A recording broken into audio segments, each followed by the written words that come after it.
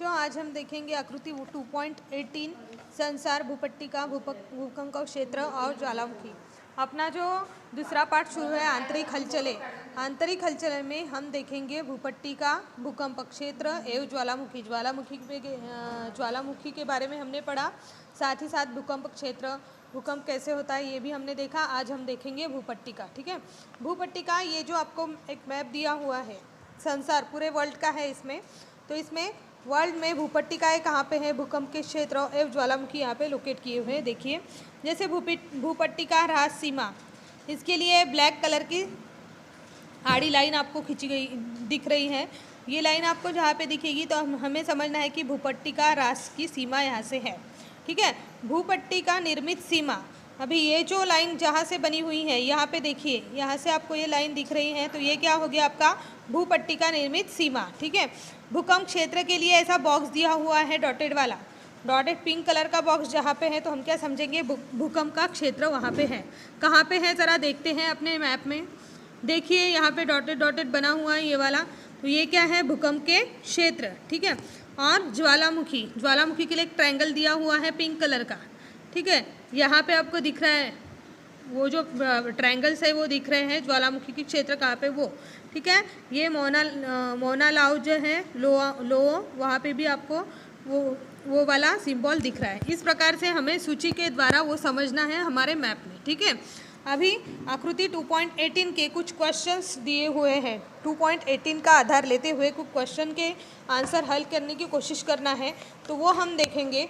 Page number यहाँ पे देखिएगा, यहाँ पे आपको 2.18 का अध्ययन कर निम्न प्रश्नों के उत्तर लिखिए ऐसा बोला गया है। तो हम पहले प्रश्न देखते हैं कि जैसे मानचित्र का अध्ययन करके भूपट्टिकाओं के नाम लिखिए। ठीक है, तो हमें हमारे मैप में ढूंढना है वो चीज़, यहाँ पे आपको वो चीज़ ढूंढना होगा। यहाँ पे देखिए प्रमुख भूपट्टिकाओं के नाम, जैसे प्रशांत भूपट्टिका दिखाई देगा आपको यहाँ पे, उत्तर अमेरिका भूपट्टिका, दक्षिणी भूपट्टिका, यूरेशिया भूपट्टिका, अफ्रीका भूपट्टिका, यहाँ पे आपको दिख रहा है। ठीक है, ये नाम आपको लिखना है। अंटार्कटिका भूपट्टिका और भारत ऑस्ट्रेलिया भूपट्टिका, यहाँ पे आपको वो चीज़ दिखेगी। ये भूपट्टिकाएँ सब यहाँ पे दिख रही है। अन्य भूपट्टिकाओं के नाम जो है वो कैरिबियन भूपट्टिका, कोकोस भूपट्टिका, नाज़का भूपट्टिका, सोमाली भूपट्टिका है और अरेबिया भूपट्टिका। ये नाम आपको वो प्रश्न के आंसर में लिखना है। सेकेंड जो क्वेश्चन है आपका, दक्षिणी और उत्तरी अमेरिका के भूकंप प्रवण क्षेत्र महाद्वीप के किस ओर है, वहाँ पर कौन सा पर्वतीय प्रदेश है। इसका आंसर आपको लिखना है दक्षिण और उत्तरी अमेरिका में भूकंप प्रवण क्षेत्र महाद्वीप के पश्चिम दिशा में, कौन सी दिशा में है, पश्चिम की ओर है। उत्तर अमेरिका में भूकंप प्रवण क्षेत्र निकट प्रशांत पर्वतीय प्रदेश और दक्षिणी अमेरिका में भूकंप प्रवण क्षेत्र के निकट एंडीज पर्वतीय प्रदेश है। एंडीज पर्वतीय प्रदेश आपको यहाँ पे ढूंढे तो दिखाई देगा, तो एंडीज पर्वतीय प्रदेश है। ठीक है, थर्ड क्वेश्चन है, एशिया महाद्वीप में भूकंप प्रवण क्षेत्र कौन से पर्वतीय प्रदेश में है। कौन से पर्वतीय प्रदेश में है ये, हिमालय के पर्वतीय प्रदेश में है। और हिमालय कहाँ पे है, इंडिया का जो मैप बना रहता है तो हम देखते हैं उत्तरी भाग में हिमालय पर्वत है। ठीक है, तो एशिया महाद्वीप में भूकंप प्रवण क्षेत्र हिमालय के पर्वतीय प्रदेश में है, ये आपको दिखाई देगा। फोर्थ क्वेश्चन देखिए, अफ्रीका महाद्वीप में ज्वालामुखी कौन से प्रदेश में केंद्रित है। कौन से प्रदेश में केंद्रित है, पूर्व की ओर के पर्वतीय प्रदेश में ज्वालामुखी केंद्रित है।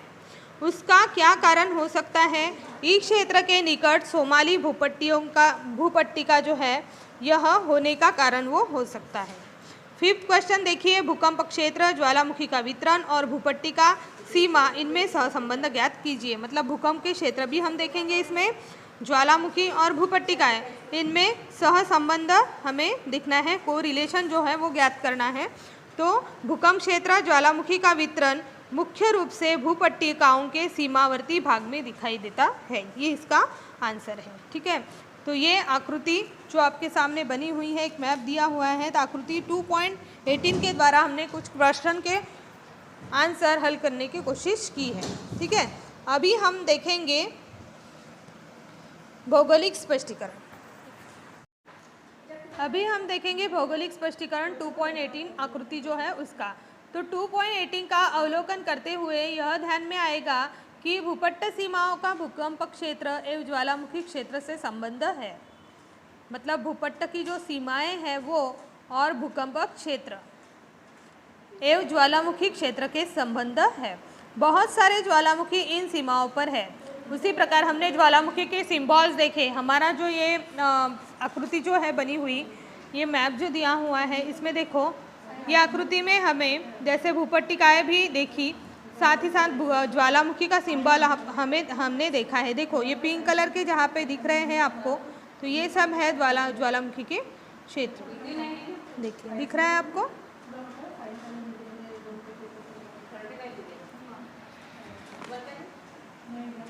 उसी प्रकार बहुत सारे ज्वालामुखी इन सीमाओं पर है। क्षेत्र का विस्तार भी इन सीमाओं के समीप भागों में दिखाई देता है। ये जो क्षेत्र का विस्तार है, भूकंप का जो क्षेत्र है उसका विस्तार बहुत बड़ा है और वो यहाँ इन सीमाओं पर समीप भागों में दिखाई देता है। भूपट्ट सीमाओं के जिस हिस्से में भूपटल जो है भूप्रदेश के भीतर जाता है, भूपटल के भीतर मतलब अंदर जाता है, तो उस स्थान पर भूपट्ट का विनाश होता रहता है। ऐसी सीमाओं को भूपट्ट विनाश सीमा कहते हैं। देखो ऐसी सीमाओं को कहते हैं भूपट्ट विनाश सीमा। भूप्रदेश भूपटल के भीतर जाता है। देखो भूपट्ट सीमाओं के जिस हिस्से में भूप्रदेश जो है भूपट्ट के भीतर जाता है, अंदर खिसक जाता है, तो उस स्थान पर भूपट्ट का विनाश होता रहता है और ऐसी सीमाओं को भूपट्ट विनाश सीमा कहते हैं। जिन सीमाओं के क्षेत्र में नए भूपटल तैयार होते हैं, ऐसी सीमाओं को भूपटल निर्मित सीमा कहते हैं। ये दोनों क्रियाएं जो है वो भूपटल में निरंतर होती हुई दिखाई देती है। मतलब भूपट्ट का विनाश होना और भूपट्ट तैयार होना, ये जो दो क्रियाएं दिखाई देती है। ज्वालामुखी के परिणाम देखिए। ज्वालामुखी उद्गार के कारण जीव एवं वित्त हानि होती रहती है। ज्वालामुखी का जब उद्गार होता है, ज्वालामुखी का उद्रेक हमने देखा है, तो जीव तथा वित्त हानि होती है। महासागर में सुनामी की लहरें उत्पन्न होती हैं। क्यों उत्पन्न होती हैं? तो महासागर में ज्वालामुखी के कारण कभी कभी सुनामी लहरें भी निर्मित होती है। ज्वालामुखी का फटना, उसके कारण जीव हानि वित्त हानि होती है। ज्वालामुखी से बाहर आए धूल, धुआं, राख, गैस, जलबाष्प आदि घटक दीर्घ समय वातावरण में रहते हैं। ज्वालामुखी का जब उद्रेक होता है तो उससे बाहर जो धूल आती है, धुआं उठता है और राख की निर्मित होती है। गैस और जलबाष्प आदि घटक दीर्घ समय तक वातावरण में घुले हुए नजर आते हैं, जिससे पर्यावरण संतुलन बिगड़ सकता है। पर्यावरण में असंतुलन निर्माण हो सकता है, संतुलन बिगड़ सकता है। ज्वालामुखी राख के कारण भूमि उपजाऊ बनती है। कैसी भूमि बनती है? उपजाऊ। ज्वालामुखी की जो राख है तो उसके कारण भूमि जो है उसमें उपज की मात्रा ज़्यादा होती है, मतलब उपजाऊ भूमि बनती है। लावा रस से विविध प्रकार की खनिज संपदा भूपटल के ऊपरी सतह में आ जाती है। लावा रस जो है उसके कारण विविध प्रकार की खनिज संपदा भूपटल के ऊपरी सतह में आ जाती है। ज्वालामुखी उद्गार से नई भूमि की निर्मित अथवा कभी कभी कोई द्वीप भी नष्ट हो सकता है। ज्वालामुखी का जब उद्गार होता है तो नए द्वीपों की निर्मित भी हो सकती है, भूमि की निर्मित, अथवा कोई द्वीप जो है मतलब जो आयरलैंड है वो नष्ट भी हो सकते हैं।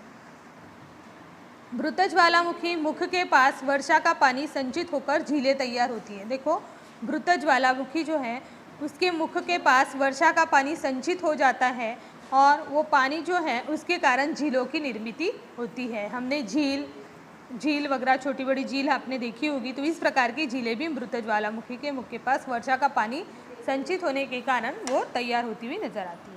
ठीक है, यहाँ पे कुछ पिक दिए हुए हैं। देखो भूकंप के परिणाम। अभी ये जब भूकंप होता है उसके परिणाम देखो, ये बड़ी बड़ी इमारत जो है वो ज़मींदोज़ होते हुए नज़र आ रही है। मतलब ये क्या है? हानि हो रही है यहाँ पे। उसी प्रकार सह्याद्री ज्वालामुखी के कारण तैयार हुए लावा के स्तर। देखो ये सह्याद्री पर्वत जो है ये ज्वालामुखी के कारण ही तैयार हुआ है। तो ज्वालामुखी के कारण तैयार हुए लावा का स्तर, लावा जो फेंका जाता है बाहर और उससे ही अब पर्वतों की निर्मित होती है। ठीक है, यहाँ पे देखिए भारत की मुख्य भूमि में के आग्नेय दिशा में बंगाल की खाड़ी में अंडमान और निकोबार द्वीप समूह है। बंगाल की खाड़ी भारत की मुख्य भूमि की आग्नेय दिशा में बंगाल की खाड़ी में अंडमान और निकोबार द्वीप समूह है, मतलब आयरलैंड का जो एक समूह है। इनमें बैरन द्वीप पर भारत का एकमात्र सक्रिय ज्वालामुखी क्षेत्र है। जो बैरन द्वीप है वहाँ पे भारत का एकमात्र सक्रिय ज्वालामुखी क्षेत्र है।